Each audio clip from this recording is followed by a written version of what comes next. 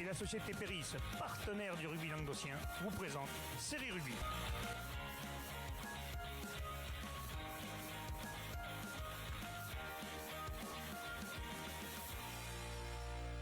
Bonjour mesdames, messieurs, bienvenue à Série Rugby, votre émission sur rugby amateur de la régionale à la fédérale. Avec mes chers chroniqueurs, salut Bubu. Salut Alain. Je commence pas toujours par toi. Tu fais le contre-pied. C'est bon, j'étais attentif, ça va. Bon, ça va. Salut Michel. Salut Mitch. C'est le gang des lunettes. C'est on a ce gang quand même. Là, on y est. Là, les gens pourront se foutre dans notre gueule et dire ah putain, ils vieillissent. Eh ben oui, on n'y voit plus. Écoute, on a des lunettes, on a des sièges hyper confortables. Il y a longtemps que je t'ai pas vu. Mais lui, il graisse. Quand il a réussi à faire graisser un siège. Je graisse, je descends. Moi, j'ai pris un peu de ventre, tu vois. Bon, allez, on va passer les résultats et on commence tout de suite par la régionale 3. Allez, premier match, Marguerite recevait Vauvert, c'était un des chocs de cette poule. Et Marguerite a gagné à domicile 18-6. Ouais, dans ce choc du haut de tableau de cette régionale 3, la poule 1, un match qui s'est joué dans des conditions très compliquées. 3 degrés, beaucoup de vent, la pluie. Le terrain, apparemment, c'était une mare géante. Partout dans l'Hérault et le Gard. Hein. Ouais, apparemment, ça a été compliqué, mais bon, ils ont assuré le match, ils ont assumé le match. Donc, Marguerite a débuté avec le vent, a essayé d'imposer son rythme d'entrée de jeu et a réussi à marquer un essai par le troisième ligne, Paul Poiré, sans être transformé. Suivi assez rapidement par une pénalité de Vauvert par leur buteur Sirvan, comme d'habitude. Ensuite, les joueurs de Marguerite vont retourner dans le camp de Vauvert, enchaîner les temps de jeu. Et c'est le premier centre, Thomas Zaragoza, qui va inscrire à la famille Loïc je sais pas. C'est une question, hein, c'est pas... Ça s'écrit pareil en tout cas, mais j'ai pas l'info. Loïc, ça se pourrait. T'es au courant, Loïc? Loïc ou Thomas, bien sûr. Voilà. Qui va inscrire son essai, qui sera cette fois-ci transformé par Baptiste Luigi. Vauvert va revenir avec une pénalité. Et Luigi pour Marguerite va en mettre 2, donc on sera 18-6 à la mi-temps. Et ce sera le score final. Ça va être long la seconde mi-temps, sous la pluie pour les supporters. Sous la pluie, beaucoup de fautes de main. Après, sous la pluie, c'est compliqué aussi. Une grosse défense, malgré les assauts répétés de Vauvert, qui ne vont pas réussir à trouver la faille dans cette défense de Marguerite. Une défense toute à la vaillance et victoire donc 18-6 pour Marguerite qui rattrape Vauvert du coup 52 points. Oui, du coup il retourne à l'égalité de points. Quand on sait que bientôt il y a les fameux points de bonification qui vont tomber. Alors on va rigoler parce que dans certaines poules c'est un sketch. Ouais, on en parlera à la fin. Beaulieu recevait le stade Huchaudois. Victoire des Lions de Beaulieu 15-12. Michel, vous lui défendez pour Huchot qui a fait plus que Valence Charmant Sabot parce que moi je suivais depuis là où j'étais et on a Huchot mené au score même. Ouais, mais pourtant il n'a pas fait très chaud. Il a aussi 3 degrés, 50 km/h de vent, avec la pluie battante. Le top. C'était compliqué de jouer, donc forcément Huchot qui était un peu plus solide a quand même tenu la dragée haute à cette équipe de Beaulieu. Malgré tout, c'est Galambrun qui a marqué la première pénalité pour Beaulieu, Canino qui a répondu côté Huchot. Voilà les deux équipes qui ont fait beaucoup de fautes, forcément dans ces conditions, avec pas mal d'en avant, beaucoup de fautes de main. Tessonnier va marquer un essai non transformé et donner l'avantage à Beaulieu, 8-6 à la mi-temps. Non. Il y avait 3-6 à la mi-temps et c'est juste après la mi-temps qui repasse devant les joueurs de Beaulieu. Exactement. Il me semblait bien quand même. Voilà. J'ai sauté de ligne, je suis allé un peu trop vite. Donc Huchot répond avec le pied de Canino et repasse devant 8-9. Les conditions se calment un peu, donc ça a permis de jouer un petit peu. Et les locaux sont arrivés à passer la ligne par Henri Galambrun, qui a transformé lui-même son essai, donc 15-9. Galambray, ça marque des points à tous les matchs. Voilà. Oui, après, ils sont deux, hein. C'est deux frères. Oui, merci. Voilà. Ouais, bon, j'ai fait exprès de dire Galambray.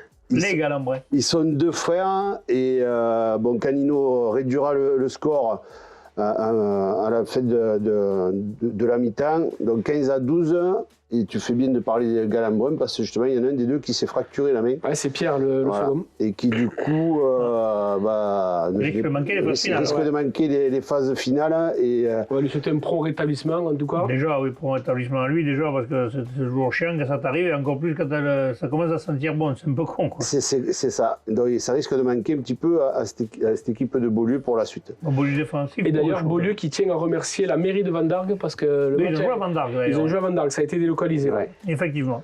Saint-Quentin-la-Poterie recevait Roquemort, victoire de Saint-Quentin. Là, il y avait un effectif incomplet pour Roquemort, mais ils se sont déplacés. Ils se sont déplacés, mais le match. Alors, j'ai pas eu toutes les infos. Le match a été arrêté en cours de route parce que trop de blessures. Donc, 5 points pour Saint-Quentin. On va l'annoncer, puisque cette semaine, il n'y a pas de match à venir. Donc, on va dire qu'il y a un match en retard. C'est Beaucaire-Tarascon qui jouera justement Roquemort. Ouais. Nous, on avait été l'année dernière, ou il y a 2 ans, avec Renaud, je crois que c'était il y a 2 ans. On avait été voir ce match Beaucaire-Tarascon. C'est l'année dernière, non? C'est pas l'année dernière. C'est l'année dernière où on avait un arbitre qui nous avait fait un show avec l'arbitrage vidéo et tout, c'était pas mal. Allez, un point rapide sur le classement. Beaulieu premier à 58 points. Ouais, il nous avait fait si, là. Essai ou pas essai, try or not try. On était mort de rire. Mais bon, ça avait fait rigoler tout le monde, c'était dans un bon état d'esprit.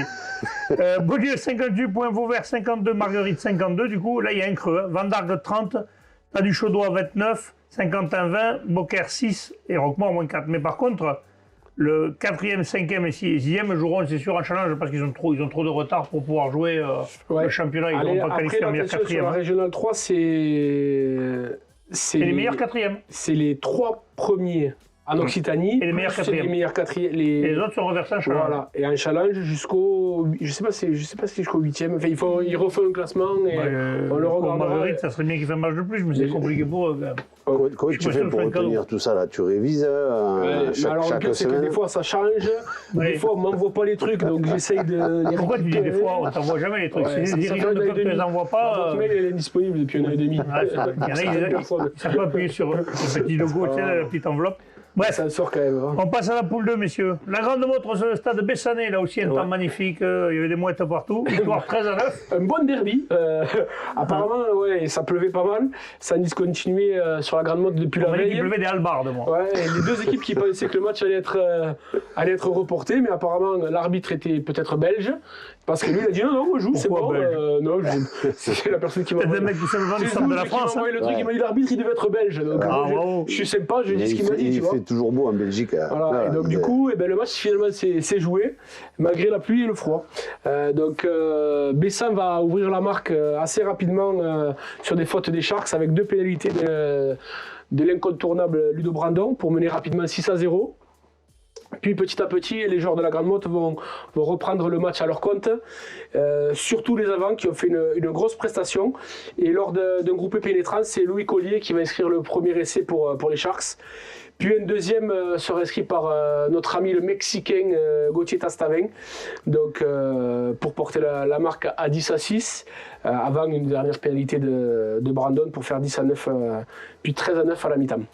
Un match assez... pareil. Un match assez équilibré entre les deux équipes. Et en deuxième mi-temps, rien ne sera marqué. Ce n'est pas faute d'avoir essayé des deux côtés, mais beaucoup de fautes de main, bien entendu, une plus glaciale. Un match quand même assez équilibré qui s'est joué dans un super état d'esprit.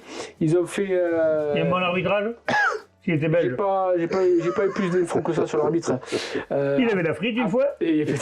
Apparemment, les Sharks auront quand même réussi à dominer les débats, surtout grâce à une touche plus conquérante et des bons ballons portés, tandis que Bessan a essayé de développer du jeu derrière, mais avec la pluie, ça a commis pas mal d'en avant. Donc voilà. Alors, moi qui viens d'ancien, quand il pleuvait, on me disait mets des chandelles et on n'ouvrait pas derrière. Une grosse troisième mi-temps a eu lieu quand même en commune entre les... J'ai vu les photos, là ils se sont pas loupés la bouche. Ils sont régalés ensemble. Les raisons, les gars, faut vivre. C'est mieux. Stade Montpellier recevait Cruzy Saint-Chi en 40. Voilà. Cruzy Saint-Chi en 40 a repris le fauteuil de leader. Victoire avec bonus offensif avant le Stade Montpellier. Ouais, une belle opération pour Saint-Chi en 40. Là, ils ont. Cruzy. Si tu oublies Cruzy, malheureux, aïe. Le téléphone, il sonne déjà.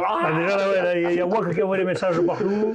Alors là, Alex, j'en parle même pas. On a vu un peu plus d'essais, Alain, parce que là, ils ont joué sur un terrain synthétique. Et donc, forcément, ça a dû se ressentir au niveau des appuis. Et du déplacement. C'était pas facile quand même, il paraît. Ouais, mais bon, en tous les cas, je pense que dans des conditions pareilles, ça doit quand même y jouer. Oui, bien sûr. Mais déjà, ils avaient mousse debout sur les genoux. Exactement. Donc, voilà, comment ça s'appelle, Cruzy Saint-Chilien 40 qui a marqué 6 essais. Donc 4. 4 essais, 1 pour les visiteurs. Ah oui, il y avait 6 joueurs qui ont doublé du match de la baie. Voilà, c'est ça. En fait, la baie qui a gagné aussi. Donc on notera le triplé de Colomiers et un essai de Cruzio Et la B qui a gagné aussi avec, on peut nommer les marqueurs. Non. plaisir. Igon, Cavillon, Rochero et le dernier, La Cuve, je pense que c'est pas son nom de famille. Non, c'est Ménard. Voilà. Donc une belle opération pour Cruzes-Saint-Chinian 40. Cruzes-Saint-Chinian 40. Allez, parfait. Marseillan recevait Villeneuve-les-Maguelones et Villeneuve-les-Maguelones gagne de justesse. Ouais, un petit point. Un match qui a commencé, les entraîneurs, l'entraîneur Pierre Aglaise et les dirigeants de Marseillan ont tenu à faire un petit discours avant le match en soutien à Simon Lioré, l'arbitre agressé dans le Var. D'ailleurs, ça aurait peut-être pu avoir lieu sur tous les terrains. Une petite piqûre de rappel à tout le monde, ça aurait pas fait de mal, sachant que dans la Ligue Sud Rugby, comme elle s'appelle, les arbitres ont fait grève. Et tous les arbitres ont fait grève. Donc bon, je suis curieux de savoir quels entraîneurs ont arbitré. Là. Il doit y avoir du sympa. Il te faut savoir une chose, Alain, c'est que nous, on va être dans le même cas avec nos juniors samedi prochain.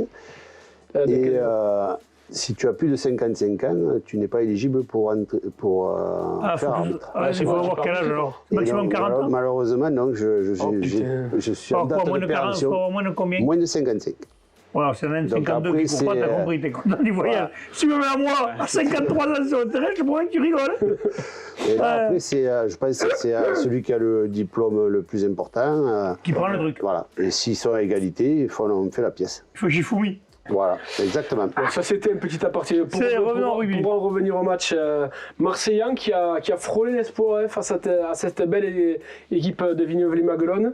Oui, qui a démarré doucement mais sûrement sa saison, mais là, ils ont pris un rythme de croisière plutôt sympa. C'est Villeneuve-les-Maguelones qui a inscrit un essai après un bel enchaînement avant 3/4 par Quentin Gaudière. Puis Sanchez, côté marseillan, va emporter tout le monde dans l'embut et inscrire son essai. Et juste avant la mi-temps, c'est le demi d'ouverture Nicolas Quiblier pour Villeneuve-les-Maguelones qui va percer la défense et permettre aux visiteurs de mener 10-7 à la mi-temps face au vent. En seconde période, Marseillan a réussi a été chirurgical, a marqué un essai par Buet à la 53e minute de jeu. Chirurgical mais pas long parce qu'il n'y a pas eu beaucoup de points. Il n'y a pas eu beaucoup de points, je te dis ce qu'on m'a dit. Ah oui, non, mais... Puis, c'est la chirurgie mais minime. C'est le buteur de Villeneuve-les-Maguelones qui va leur donner la victoire 13-12 et comment ça s'appelle Marseillan va mieux quand même. Va les faire trembler quand même jusqu'à la dernière minute. Ils auraient pu marquer, mais les joueurs de Marseille, ils ont commis un en avant qui les prive de la victoire juste au dernier moment. En sachant qu'il y a eu un accueil, une réception assez géniale de ce que nous ont dit le staff côté Villeneuve-les-Maguelones. Brazucade et huîtres, donc bien dans l'esprit. Le pire, il y a des clubs où tu n'as pas d'eau chaude et puis où tu es reçu avec des cailloux dans la gueule. C'est pas mal. Le rugby évolue de ce côté-là, c'est bien. Frontignan recevait Metz, victoire de Frontignan, 28 avec. Ouais, là aussi, on peut dire que c'est un derby. Du bassin de Thau. Un derby du bassin de Thau, et les Mésois se déplaçaient à Frontignan. Et c'est eux qui ont attaqué le match le plus fort, un match très engagé. Ils menaient 15-9 à la mi-temps, grâce à 2 essais de Ramadier et Hachin, contre des pénalités de Ferriolo. Et la deuxième mi-temps a encore bien démarré pour Metz, parce qu'ils ont rajouté un essai supplémentaire à la 60e. Donc ils avaient pas mal d'avance par rapport à Frontignan. Et puis Frontignan a réveillé dans les 12 dernières minutes en marquant 3 essais par Henry, Suné et le dernier de Beau à la 78e. Il a donné vraiment le large à Frontignan et leur a permis de gagner ce match. Voilà, donc une fin qui a été un petit peu houleuse par rapport au temps et certainement par rapport à la déception des Mésois qui avaient dominé tout le match. Et ça n'a pas empêché tout le monde de faire une belle troisième mi-temps tous ensemble. Mais oui, c'est 80 minutes de guerre, mais c'est pas la guerre non plus. Certainement avec les mêmes produits que vous avez cités juste avant, puisque là aussi... dans le bassin, tu ne manges pas des bonnes huîtres et des bonnes moules. Ça s'est joué samedi soir en plus, donc... la fête a duré très belle. Ça a duré tard. Ça avait une raison. Allez, un point sur le classement rapide. Cruzes-Saint-Chinian, 58 points. Salagou-Cœur-d'Hérault, 54. Villeneuve-les-Maguelones, 45. Stade Bessanay, 43. Frontignan, 38. Grande-Motte, 36. Marseillan, 19. Stade Montpellier, 14. Et Metz, 14. Il reste combien de matchs au but 2 Un seul match. Cruzes-Saint-Chinian est quasiment sûr de finir premier. Salagou va l'avoir dur au dernier match. Ouais. Salagou se déplacera et Cruzes jouera à la maison. Mais si Cruzy sort premier, ils feront à nouveau la finale du challenge. C'est ça. Et ils joueront contre Beaulieu. Du terroir. Du terroir. Finale de terroir contre Beaulieu. Là, il y aura une belle affiche. C'est ça, ouais. On rappelle que les finales du terroir se joueront le samedi à Bédarieux et le dimanche à Pézenas. C'est ça. Et 24. T'as vu un peu, j'en sais des choses. Pas mal. On passe à la poule 3. Cabestany recevait Toch-Corbière. Bon, on n'avait vu qu'une seule équipe apparemment sur le terrain. Victoire 38-3. Même première mi-temps, il y a eu du mal à se dessiner pour Tuchan dans un match où il y avait beaucoup de vent. Ce sont les joueurs de Cabestany qui étaient face au vent en première mi-temps. Tuchan va mettre la main sur le ballon, temps de débloquer le score. Il faudra attendre la demi-heure de jeu pour voir le premier essai, puis un deuxième essai toujours par le centre Bexas. Et un troisième de Gracia juste avant la mi-temps pour mener 17-0 à la pause. Les Tuchanais menaient 17-0. En deuxième période, face au vent et en infériorité numérique, ils vont faire le dos rond, encaisser 3 petits points sur une pénalité et finalement vont remettre la main sur le ballon et inscrire 3 essais de plus par mètre, le doublé pour Gracia et Esclarmonde. Finalement, s'imposer 38-3 sans sourciller. Une victoire bonifiée qui leur permet de récupérer la deuxième place. Parfait. Ponteilla recevait Limoux, c'était le choc. Nous y étions avec Renaud, donc je vais en parler, c'est plus facile. Victoire 35-16, un match qui a mis très longtemps à se débrider parce que les deux équipes se rendaient coup pour coup. On a vu une belle équipe de Ponteilla, une équipe de Limoux, ils avaient un très bon joueur qui est sorti tôt, je ne sais pas pourquoi d'ailleurs, je ne sais pas s'il ne s'est pas blessé, le numéro 24 qui était très bon. Ils avaient fait une première mi-temps assez sérieuse, mais seconde mi-temps, petit à petit, Ponteilla a réussi à marquer. Belles envolées, on avait un arbitrage, alors certains l'ont critiqué, mais à la fin du match, il est venu voir, il nous a expliqué pourquoi il y avait certaines décisions. Par exemple, il ne sifflait pas les plaquages à deux et certaines phases de jeu. Il a dit, mais j'ai sifflé aucun des deux côtés, et c'est vrai. Donc quand l'arbitre explique pourquoi il le fait et comment il l'a fait, c'est correct, bravo à lui. Parce qu'on a vu un arbitrage quand même qui était bien et un match dans un très bon état d'esprit. Il n'y a pas eu de problème, Renaud il peut le dire. Il a vu qu'il filmait, il se gelait un peu parce qu'il faisait... Limite il tombait de la neige. Il manquait que ça.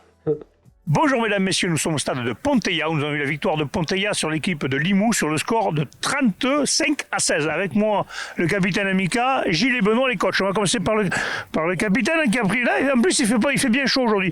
Bon, félicitations, une victoire à 5 points. C'était un concurrent direct, il fallait gagner et rester à cette première place. On avait à cœur de ne pas renouveler une défaite à la maison, comme on a pu connaître contre le Val-Espire. C'est une grosse équipe, on avait coché ça. Moi j'ai demandé aux mecs de s'aimer parce que sans amour au rugby on n'avance pas. Et je pense que ça s'est vu sur le terrain qu'on s'aime quoi. Une première mi-temps un peu plus compliquée, seconde mi-temps ça s'est débridé. Bon, vous jouiez contre le vent, puis le vent est difficile à gérer un peu, même pour les buteurs ou pour les autres, un peu là. Ouais, ça a été compliqué. Après, on s'attendait à un match comme ça. C'est un match qui allait être fermé. Il y a le temps qui n'était pas au rendez-vous. C'est la deuxième équipe. On est les premiers. Forcément, ça allait être un match très fermé, quoi. Et malgré ça, on a réussi face au vent, à gérer un peu plus ou moins le match, quoi. Oui, Limoux était venu chercher quelque chose, mais vous avez mis du cœur et vous l'avez gagné. C'est important. En plus, ce 5 points, c'est très important. C'est ça. Je pense qu'en deuxième mi-temps, on arrive à prendre le score parce qu'en fait, on lâche rien et c'est pas que Limoux a compris rapidement. Je pense qu'ils feront rien arriver en deuxième mi-temps. Je pense qu'ils l'ont vu, quoi. Ils l'ont compris. Gilles, l'entraîneur, je suppose, satisfait parce qu'en plus de la victoire, on disait 5 points. Mais peut-être vous avez mis aussi la manière parce qu'il y a 35-16 quand même. On peut dire quand même le score, il est quand même important. Oui, bien entendu. Donc, comme l'a dit Mika, c'était une date qu'on avait cochée sur le calendrier. On fait une première mi-temps qui est intelligente face au vent. Je le pense réellement. Même sur l'occupation, on était plus souvent chez eux que chez nous sur la première mi-temps. Et donc, du coup, la deuxième mi-temps, avec l'intelligence et la vaillance qu'on leur connaît, ils ont su mettre des choses en place face à une belle équipe. Effectivement, cerise sur le gâteau. Nous, l'objectif aujourd'hui, c'était 4 points. Ils sont allés chercher le 5e. Bravo à eux. Il nous reste encore une marche dans 15 jours à Cabestany pour consolider cette première place qu'on s'était promis un petit peu au début de la saison quand même. Voilà. Oui, là Cabestany a perdu contre Toch, je sais tout à l'heure il y avait une trentaine de points d'écart. C'est pas une surprise sans faire offense avec Cabestany. Maintenant tous les voyants sont au vert, on peut le dire alors. Les voyants sont au vert, il reste quand même un match à jouer, ça reste un derby contre une équipe très très joueuse de Cabestany où il faudra pas qu'on prenne ça un petit peu à la légère. Donc il y aura un gros match à faire encore dans 15 jours et puis on espère d'autres après. Benoît, rapproche-toi, on va parler avec toi aussi puisque tu es là. Est-ce qu'ils ont réellement respecté le plan de jeu ou Oui, parce qu'on l'avait un peu modifié à cause de la météo, parce que vendredi, on avait bossé sur du lancement un peu plus large et forcément, on a dû réduire la voilure. Maintenant, on s'était recentré sur la vaillance et je pense qu'ils n'ont pas triché aujourd'hui et c'est sûr qu'ils n'ont pas surtout dénoté par rapport à ce qu'on leur a demandé. Donc, je pense qu'on a bien rempli ce qu'il fallait faire. D'ailleurs, le score, moi, reflète, je suis fier des garçons parce qu'on a bossé toute l'année et je pense que ça commence à payer. Voilà. Monsieur, je vous le souhaite, et puis le plus beau reste à venir. Donc je vous rappelle la victoire de Ponteilla sur Limoux sur le score de 35-16. Je se retrouve mardi, je vous rappelle que vous pouvez retrouver sur Série Rugby. Merci, au revoir. Il manquait que ça. Allez, on passe au match d'après. Le Haut-Val-Espire recevait Corbière-Maritime. Bon, mais là, forfait de Corbière-Maritime. Forfait de Corbière-Maritime, mais bon, les dirigeants de l'entente en ont profité, ont maintenu le repas pour remercier les sponsors. Donc ils ont réuni tout le monde dans la salle et ils ont fait une bonne bouffe tous ensemble. Allez, premier Ponteilla à 47 points, Toche Corbière, du coup, qui prend la seconde place à Limoux. Limoux rétrograde, ils sont à 44 points, Limoux 40 points. Haut-Val-Espire 33, Bonpasse-Pierre-Villelongue 32, Cerdagne-Capcir 32, Cavestany 18 et Corbière-Maritime 1 point. On passe, messieurs, à la poule 4. Premier match, Bassin-Sud-Minervois, Plateau de Sceaux. Alors le score est énorme quand même parce que ce Plateau de Sceaux en début de saison quand même joué les 2 premières places. Et à l'arrivée on les retrouve 6e, victoire de Bassin 43-6. Et pourtant ce sont les joueurs du Plateau de Sceaux qui jouent avec le vent en première période, qui ont occupé le terrain, qui vont inscrire les premiers points par un drop de Bastienko. Puis c'est le Bassin qui va quand même petit à petit reprendre les choses à main avec un essai de Rivière dès la 10e minute, donc 3-4 minutes après le drop. Puis un essai de Sicard à la 17e. Et, ce à quoi les joueurs du plateau répliqueront par une pénalité. À la mi-temps, il n'y avait que 12-6. En seconde période, avec la pluie du vent, ça va être plus à sens unique pour les joueurs du bassin qui sont toujours invaincus cette saison chez eux. Et ils vont inscrire 4 essais de plus. Donc un essai de pénalité, 2 essais de Vieux et un essai de Roland pour s'imposer 43-6 avec le bonus offensif. Vincent recevait Nissan-Colombier. Victoire de Nissan-Colombier, 25-16. Nissan-Colombier qui revient fort dans cette deuxième partie au championnat, Michel. Oui, pourtant Vincent avait bien démarré. Et c'est bizarre, je ne vois pas les gens qui critiquent certaines équipes qui ont 16 joueurs de Fleury. Vincent, il y en a beaucoup, personne ne dit rien. C'est bizarre quand même. Écoute, non, dans les commentaires. Je sais pas, je vois pas de commentaires des mecs des équipes adverses dire c'est pas normal. C'est bizarre. Hein, non, je dis ça, je dis rien. Allez, ça c'est fait. Tu l'as pas dit, pas entendu. Écoute, le match s'est déroulé donc dans les conditions hivernales, comme on a dit tout à l'heure, sauf que là il n'y avait pas de pluie, que du froid. Ça suffit. Voilà, du froid et du vent. Et du coup, c'est Vincent qui est rentré le mieux dans la partie avec 2 pénalités de la Fuente, à qui répondra Morat sur une autre pénalité. Donc, Nissan Colombier, dans l'indiscipline, va encaisser un essai de Moros, ce qui va permettre à Vincent de mener 16-3 à la mi-temps. Il va marquer un essai avant la mi-temps. Juste avant la mi-temps, exact. Ouais. Et c'est le talonneur, il les connaît par cœur. C'est moi qui les écris. C'est lui qui t'écrit les résumés que t'as. Après, il fait des copier-coller. Je recopie ce qu'on m'envoie quand même. Voilà, il recopie ce qu'on lui envoie. Je le teste pour voir si je suis. Je suis. Il suit. Donc, juste avant la mi-temps. C'est que cette année, j'ai fait des émissions en tête-à-tête avec Alain. Cette année, on a fait que tous les deux. C'était chaud quand même. Je vois ça. Donc, le talonneur Ortiz sera la conclusion d'un bon mouvement collectif. Donc 16-10 malgré tout pour Vincent à la mi-temps. Et Nissan qui va jouer avec le vent va renverser un petit peu la situation sur la deuxième mi-temps en marquant deux magnifiques essais de Gay et Ortega. Alors toi qui sais tout, est-ce que Gay, c'est Frédéric Gay qui joue toujours? Non. Ah, tu m'en demandes trop. Là, tu m'as... Je pose la question parce que... pas, je vais te le regarder. Il y a Eric Gazin ou Paul Gazin, si vous regardez l'émission, vous avez la réponse. Je pense qu'il est plus tout jeune, mais bon. Donc, en tous les cas, ces essais seront transformés par Morat. Son fils... Johan. Je pense que c'est son fils. Parce que oui, ça doit être son fils. Mais il a déjà un fils qui joue... Johan Gay. Ça nous rajeunit pas alors. On demande... tout à l'heure, t'as plus ta l'âge de péremption. T'es plus près du grand-père que du fils. Il était très très jeune, donc mais bon. Il n'y a pas que moi qui vieillit, quoi. Donc Vincent a subi du coup et se fait sanctionner Et Morat en profite pour mettre son équipe à l'abri en rajoutant une pénalité de plus. 25-16. Voilà, comme tu disais, Nissan confirme un petit peu Nissan revient son fort. renouveau. Colombier. Et Nissan Colombier revient fort, très fort là dans ce... On a Ouais. vu une belle troisième mi-temps avec les footeux, tu vois, comme quoi les deux sports sont pas ennemis, n'est-ce pas Jean-Marc Pigassou? À l'époque, il y avait le rugby à Cornéllan, et peut-être qu'il a été délocalisé, peut-être. Ouais, bah oui. Alors, le foot avec le rugby à Nissan, ils sont toujours bien... Ouais, là ils ont fait le FC Anserune avec le Nissan Colombier, ils ont fait la troisième mi-temps ensemble, j'ai vu quelques photos Pour passer. faire la fête, les Nissanotes, ils sont bons. C'est pas mauvais. Ouais. Lyon recevait avec la plage Armissan, victoire de Lyon, 57-6, bonus offensif. Ouais, et que la plage Armissan, quand même, qui aura fait douter, qui aura bien embêté cette équipe de Lyon pendant plus d'une demi-heure. Quand on n'écoute pas son coach, voilà, les Luranais, voilà, qui n'écoutaient pas les consignes, et puis quand ils ont réussi à un peu remettre de l'ordre, ils ont accéléré, et ils ont réussi à scorer, ils menaient déjà 14-3 à la mi-temps, et puis en deuxième mi-temps, ils ont rajouté 7 essais de plus. Donc pour les joueurs qui ont inscrit des essais, on en a 3 de Vivien Cobé, 2 de Léo Ruiz, 1 de William Jourdas, 1 de Max Bonne, 1 d'Alexandre Kempf, et 1 d'Alex Kempf, et 1 de Thibaut Robin.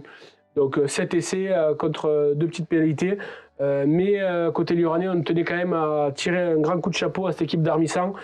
Et malgré leur saison compliquée, remplit toujours son contrat et ne lâche rien.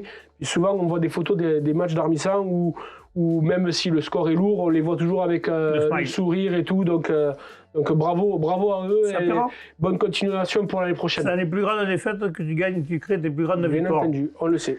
Allez, un point sur le classement, Canet, premier à 49 points, Nissan 44, Nissan Colombier, Bassin-Sud-Minervois 41, Lioran 37, Vinassan 31, Plateau de Sault 30, Cône 16 et Cap-Plage Armissan avec 0 points. On passe à la Régionale 2. Régionale 2, poule 1. La surprise du week-end, parce qu'elle est lourde, c'est la victoire de Bédarieux à Saint-Gély-Pixel-Loup, 39-7. Alors la victoire, c'est peut-être pas une surprise, c'est l'ampleur du score. Voilà, l'ampleur du score. Non, la victoire n'est pas une surprise en soi. C'est 40 points, elle fait 40 points à Saint-Gély chez eux. Grosse prestation de Bédarieux, puisque jamais vaincu cette saison, avec une grosse entame de Bédarieux contre le vent, où ils vont marquer assez rapidement une pénalité par Mouret. Ils vont réussir à inscrire un premier essai à la 11e minute par Lorenzo Rico. Et ça va être la finale en plus des... Certainement. Ah oui. Eh oui. La finale des terroirs. Des terroirs. Donc un premier essai à la 11e minute, puis second essai de Steven Malrieux, après une pénalité jouée rapidement à la main à 5 mètres de leur ligne. Donc ils menaient 15-0 à la mi-temps face au vent. En seconde période, ils vont commencer comme la première, une pénalité de Mouret. Il va y avoir un petit incident avec la blessure d'un joueur du Pixel-Loup, blessé au cervical, donc on va lui souhaiter un prompt rétablissement, ce qui va entraîner un arrêt de jeu assez long. C'est long pour se remettre après dans le match. Ouais. Du coup, le Pic va se réveiller, va marquer un essai en force par le plié remplaçant Perrin, 18-7. Mais dans la foulée, Bédarieux remet la marche en avant, va marquer un essai par Anthony Malrieux, bien servi après une belle percée de Baris. Il sera transformé par Mouret, donc il mène 25-7. Anthony Malrieux qui va même inscrire un doublé quelques minutes plus tard. Et enfin, sur la dernière action, un coup de pied de dégagement de Pixel-Loup va trouver l'arrière Pull. Il va remonter le ballon sur tout le terrain, 40 mètres, qui va slalomer dans la défense et va marquer au milieu des poteaux, 39-7. Voilà, belle victoire bonifiée pour Bédarieux. Dans un match qui s'est joué dans un très bon état d'esprit, avec un très bon arbitrage de M. Cosson, qui a été beaucoup dans le dialogue et la prévention avec les joueurs. Donc bravo à lui. Et on voit que Bédarieux n'a plus cette maladie qu'on disait tous, c'est une équipe de voyous et compagnie, il n'y a pas des rouges partout. Ça joue au rugby. Ça joue au rugby, et ça joue plutôt... Leur entraîneur le disait, dites-le qu'on n'est pas une équipe de voyous, que ça joue au rugby, la preuve. Et quand ils jouent, ils mettent 40 points. Voilà. Et par contre, dans le match des B, c'est le Pixel-Loup qui s'est imposé donc dans un terrain comme la première match plein d'eau, un terrain gorgé d'eau. Il va s'imposer 18-8. Après, alors attends, je cherche un essai de Hugo Cervello qui va leur permettre de gagner 18-8. Donc victoire de la B de Pixel-Loup sur celle de Bédarieux. D'accord. Montréal-Montadi recevait Port-Iragne, Cerce, Villeneuve, victoire de Montréal-Montadi, 15-10.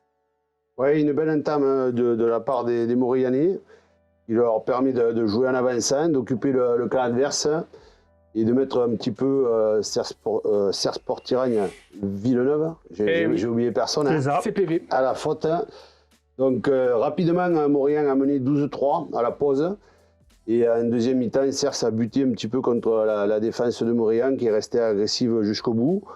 Et même s'il parvient à marquer un essai par Magana, Maurian quand même arrivera à conserver 5 points d'avance jusqu'au coup de sifflet final. Donc on remarquera l'état d'esprit est plus que positif. Surtout le sans faute de Quentin Benoît et la belle partie de Corentin Lozano. J'en profite juste, Quentin Benoît, Anthony Malrieux, Léo Ruiz, Thibaut Robin, tout ça, c'est des petits que j'ai vu passer chez moi là. Et donc j'ai côtoyé les pères, donc je leur souhaite bonne continuation à tous. Ça me fait chaud au cœur de voir leur nom marqué là sur les résumés de match. Et à noter que la Bérésina de l'ESPCV s'est imposée largement face à celle de Maurian Montadi, qui est en haut du classement des réserves. Si je me trompe, Magana il fait partie du staff aussi. C'est ça, oui, tout à fait. Bon. Murviel Tézan recevait Saint-Gilles. Saint-Gilles ne s'est pas déplacé, forfait. Du coup, 5 points pour Murviel Tézan et moins 2 pour Saint-Gilles. Donc ça remet des points en plus à Murviel qui va devoir cravacher s'il veut le doubler Mende lors de la dernière journée. Il faut gagner Bagnols-Marcoul, mais Mende se déplacera à Saint-Gilles. Et Montréal se passera à Bédarieux. Donc normalement, il ne devrait pas y avoir beaucoup de changements. Si tout le monde joue les matchs, il n'y aura pas beaucoup de cassements, il n'y aura pas beaucoup de changements. Sachant que ça croise après avec la poule d'à côté, celui qui va finir... Murviel peut passer devant Mende, mais je ne vois pas Mende passer devant Montréal. Montréal devrait garder sa 4e place. Après, nos amis, il va y avoir le classement qu'on adore, le virtueux. Là, et là, ça va être un festival. Là, il y a tout qui va remélanger. C'est ça. Allez, on passe à la poule 2. Premier match, l'entente de la tête recevait PLM, Piège Lauragais Malpère, victoire de PLM, 29-14. Ouais, 29-16, pardon. 29-16. Mais les deux offensifs pour PLM. Ouais, match où il y a eu beaucoup de cartons, beaucoup d'indiscipline. On a noté 3 cartons rouges, 2 cartons jaunes côté PLM contre un carton rouge côté... 3 rouges d'un côté, un rouge de l'autre. Ouais. Ils sont battus tout seuls. Pas en même temps, hein, en plus. Donc, alors ça se peut que ce soit pas forcément sur des bagarres, ça peut être sur des plaquages, ça peut... Et l'entente de la tête qui avait bien démarré avec une pénalité, puis un essai transformé pour mener 13-0 au quart d'heure de jeu, à peu près. Et là, il va y avoir le premier carton rouge pour PLM, mais petit à petit, PLM va revenir avec un essai d'Alens à la demi-heure de jeu, puis un second essai d'Alens juste avant la mi-temps, pour repasser devant 14-13. En seconde période, Casellas va continuer d'inscrire des points au pied pour redonner l'avantage à l'entente de la tête. Donc ils vont repasser 16-14. Et alors là, c'est certainement là qu'il s'est passé quelque chose parce que PLM, alors je suis désolé, j'ai pas reçu le résumé exact. Donc il y a eu 2 cartons rouges côté PLM à 2 minutes d'intervalle. Et ça va pas les empêcher quand même d'inscrire une pénalité et un essai pour repasser devant et s'imposer 26 à 29 à 16. Ce qui est impressionnant, c'est que cette équipe a 12. Avec ils ont pris 3 rouges.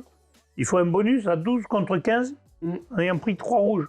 Pour vous dire quand même le niveau, quand même, ça joue bien quand même. Ouais. Hein, une équipe humaine, ça me rappelle des équipes, je ne citerai aucune équipe, mais qui gagnait plus facilement quand elle était moins nombreuse. Et quand tu arrives à gagner à 12 contre 15, c'est que tu joues remis quand même. Contre 14, 12 contre 14. Le rouge, il est à la dernière minute côté entente de la tête, donc ils ont joué tout le match à 15.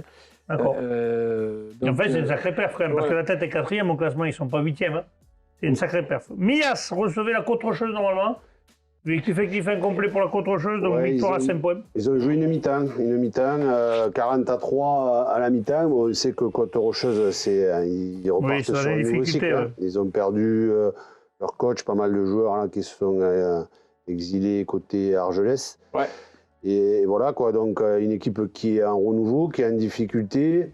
Là, ils se sont quand même déplacés, ils ont fait la première mi-temps, 40-3 à la mi-temps. Ils avaient ouvert le score. Voilà. Ils menaient 3-0, il fallait arrêter le match à ce moment-là. Mais les clenchés général, les mecs, à l'ancienne. On peut rigoler à l'ancienne, j'en ai gagné des matchs comme ça, moi. J'en ai perdu aussi. Mais c'est vrai que c'est rigolo. Ouais, c'est quand même compliqué. On en a fait comme ça, avec Jacques Salel, nous. Oui, et puis surtout, c'était l'arbitre, on a eu fait des le matchs où 40-3, ils étaient à la mi-temps et à la fin, on a même dépassé la barre des 100. Mais bon, Ouais. il faut. On avait sauvé l'honneur 3 points. Voilà, c'est sûr que moralement, c'est compliqué. Donc là, il y a eu pas mal de blessures, certainement un peu moral aussi. Et du coup, le match a été arrêté. Oui, à la des fois, c'est 40e. bien. Ça les a pas empêchés de faire une grosse troisième mi-temps en commun entre Miassois et Ouais, les bah, joueurs ils de se la connaissent Côte-Rocheuse. tous, Et écoute, Donc, c'est comme ça qu'on construit pour les années futures. Allez, Ouvillac-Saxel recevait Union Catalane. Là aussi, il n'y a pas une surprise. Ouvillac-Saxel, chez eux, gagne 28-7. Ouvillac-Saxel qui fait une seconde partie de championnat presque pas parfaite parce que là, ils sont remontés à la 3e place. Ouais, et c'était leur premier match sur leur terrain synthétique à Salelles.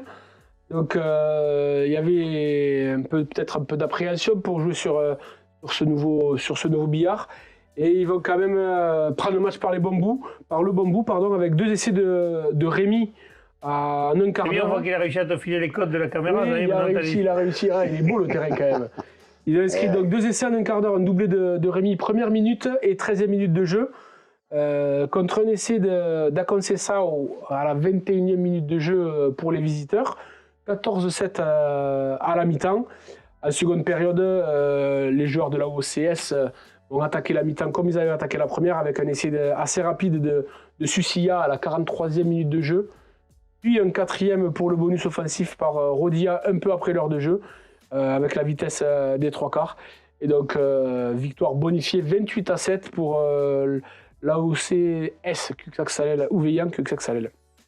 Il est arrivé. Tantan du Cabardès recevait Olonzac Minervois. Là, par contre, c'est pareil. On l'aurait c'est pas une petite dit. surprise. Ouais, celui-là, on l'avait pas dit. Olonzac Minervois n'est pas mort parce qu'il y en a qui pensaient qu'ils étaient enterrés, mais non, ils sont allés gagner avec 33-7 au REC. C'est quand même ils ont été gagnés chez le 5e, c'est quand même pas mal, ça, c'est un sacré perf. Et oui, alors Cabardès était un petit peu diminué avec un manque de joueurs. Mais Olonzac, les éroltés d'Olonzac, on dit ou les... Ouais, ils sont éroltés quand ça les arrange, et au doigt quand ça les arrange. On demandera à Bruno Druetta, il nous le dira. C'est le No Man's Land en fait. Ils avaient une équipe très jeune et très mobile surtout, et du coup ils ont mis le feu de partout et ils ont marqué quand même la bagatelle de 5 essais avec Javery qui a mis un doublé, Cosinus qui en a fait de même, et El Alouat qui en a marqué un 5e. Voilà, plus 3 transformations de Cosinus et une belle victoire d'Olonzac à l'extérieur. Allez, un point sur le classement. Mias, premier à 64 points, PLM 63 points. PLM qui jouera la finale des terroirs, justement, ça sera certainement contre Ouveillan Cuxac-Salelles. Eh oui. Ça se jouera d'ailleurs à Bram. Entente de la tête, 33 points. Cabardès 31, Alaric 29, Côte-Rocheuse 25, Olonzac 25 et l'Union Catalane 14. On passe à la régionale 1. Alors, il n'y a eu qu'un seul match ce week-end parce que là, il tombait des halbards de l'autre côté, mais on va en parler parce que c'est Moguio Carlon-Corbière qui devait se jouer. Ouais, Mais en marge de ça, on peut parler aussi d'une belle initiative qui a été faite par des amis de Cédric Rosalène avec une association, une association à but, comment on dit c'est une cagnotte participative. Voilà, une cagnotte participative pour faire une idée des amis de Cédric qui voudraient faire un film qui serait projeté après dans les salles narbonnaises, peut-être montalbanaises et perpignanaises. Ceux qui veulent participer, on vous mettra le lien sur Série Ruby. Bien sûr. Vous inquiétez pas, de 1 euro, est-ce que vous voulez mettre, vous mettez ce que vous voulez, au contraire, vous mettrez une pierre à l'édifice. Voilà. Parce qu'en plus, ils nous ont dit que ceux qui participeraient auraient leur petit nom dans le générique pour remercier. Et surtout, c'est un film pour Cédric qui, en plus d'être un joueur qui a été un homme pour qui honorer sa mémoire et ce qu'il a fait, ce qu'il a Lui, été. de son vivant, on n'aurait pas voulu que ça se fasse, parce qu'il était quelqu'un qui n'aimait pas trop qu'on parle de lui comme ça, mais je pense que c'est une très belle chose de faire ça. C'est un joueur quand même qui a marqué le rugby pour honorer français. sa mémoire, la personne que c'était, tout ce qu'il a pu apporter, l'homme, voilà. L'homme, le joueur et tout ce qu'il a été. Ça s'est fait spontanément, ses amis, avec la famille, l'accord de la famille, ils travaillent là-dessus et voilà, il y a. Donc on vous mettra le lien sur Série Rugby, vous pourrez cliquer, participer si vous le souhaitez, bien sûr. Bien sûr. Mais n'oubliez pas, comme ils vous ont dit, ils ne regardent pas les sommes, ils n'en ont rien à faire. Non, les gens qui participent, même 1 euro. Il y a eu des enfants qui ont mis 1 euro pour le fait. C'est bien, c'est chouette. Oui, c'est pour montrer voilà, que c'était important, que Cédric était vraiment apprécié de tout le monde pour continuer à faire vivre sa mémoire, ce qu'il a pu réaliser. Voilà, et le film, ils espèrent pouvoir le diffuser en fin d'année. Ça serait bien parce que ça leur ferait une date à chaque fois pour pouvoir se retrouver tous.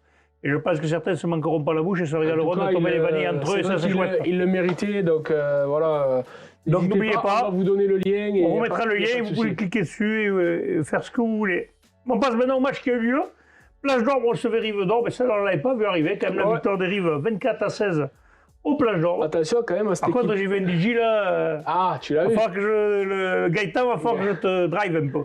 Je vais te prendre avec moi, fais pas beau Doggy, dégâts, viens à mais l'émission Doggy. là, je pense que ce père qui m'a envoyé, qui m'a mis, c'est un peu ma faute. Je ne sais pas qui c'est qui l'a fait, mais c'est pas mal, pas mal. C'est rigolo. D'ailleurs, on t'attend, Gaëtan.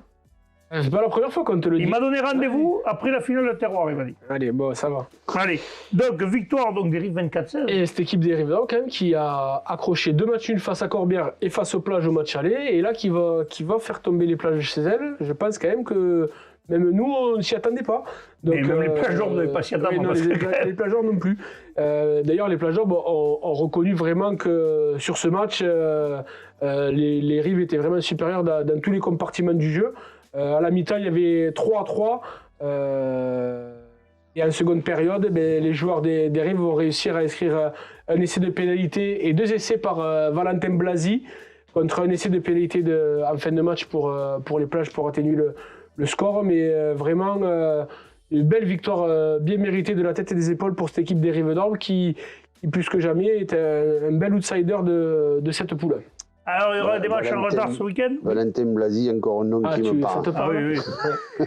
Allez, il y aura 2 matchs en retard ce week-end. Montgueux recevra Corbière 15. Et puis la surprise du chef, Uzès recevra le foyer Laïc-Auvernais, puisque le Il foyer va falloir qu'on lui dise Laïc-Auvernais un petit mot quand même. le foyer Laïc-Auvernais est requalifié, Réintégré. Suite à la décision du 1er mars du tribunal administratif de Versailles, donc qui déboute la décision de C'est la rare Ligue. ça quand même. Hein. De la Ligue. Hein. Après, la Ligue, là, sur le coup, elle a été déjugée 3 fois. Hein. Le CNOSF, la Fédé et... Messieurs de la Ligue, il va falloir revoir vos copies, comme on dit. et le tribunal administratif. Donc bon... Après, ça va être compliqué pour le foyer Laïc d'aligner une équipe parce que jouer sans si peu de temps, Et depuis le mois de janvier, ils pensaient qu'ils ne joueraient plus. Leur dernier match, c'est début décembre face à Poussin. D'ailleurs, Ils avaient failli en faire un en janvier. Ils s'étaient imposés.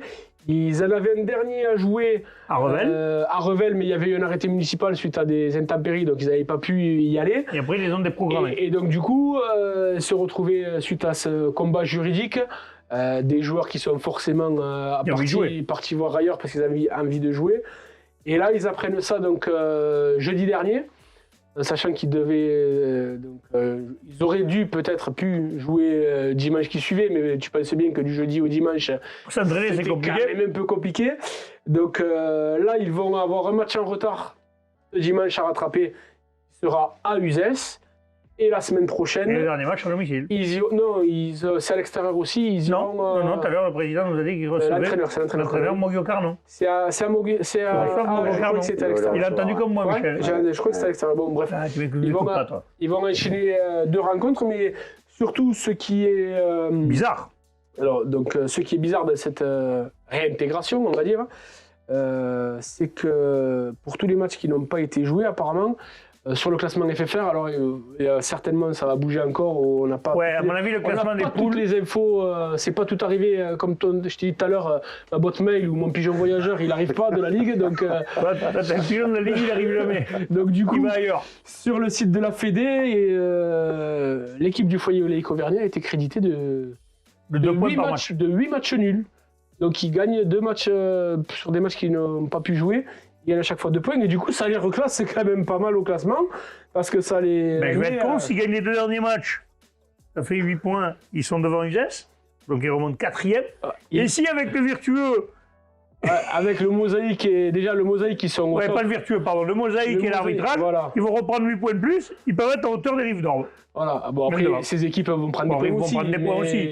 Enfin, mais bon, mais sur la Ligue, quand même. sur la décision, là, au final, bon, les réintégrer, il fallait. Oui, ok. ça c'est bien pour le club, Mais, peut-être, mais il aurait peut-être fallu le faire un peu avant pour éviter ce genre de situation où là. là quand même, c'est honnêtement, c'est nul. Ça, Tu fais pas comme ça. Ça fausse un peu Ça quand fausse même un peu le truc.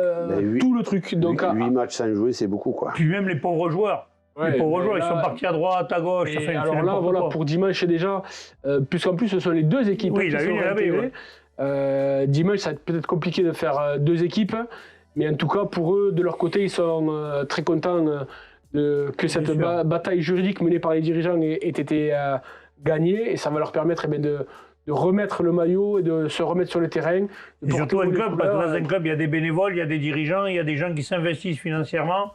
Donc c'est sûr que pour le club, c'est bien. Mais bon, je pense que ça n'a pas encore fini de. Là, on n'a pas fini de rire. On n'a peut-être pas fini de rire en plus. Hein. On n'a pas Tu fini risques de. de recevoir d'autres trucs sur D'autres ta pigeons boîte mail. Ouais, Les pigeons vont s'envoler, tu vois. Peut-être que demain, tu vas recevoir des pigeons. On verra, écoute, je vous dirai ça la semaine prochaine. Tu sais que le pigeon avec des petits pois, c'est vachement bon. Ah, mais passe dans mon quartier, il y a des chasseurs, peut-être. Ah, oui, les tueurs ils arrivent chez toi. Bon, allez, je vous remercie, messieurs. On va se retrouver donc, la semaine prochaine. Oui. Donc, puisque là, il n'y aura pas de match ce week-end. Donc, la Non, semaine il y a que prochaine, les matchs en il y a 3 retard. matchs. Allez, 4, allez. Merci, transpirez bien sur tous les terrains.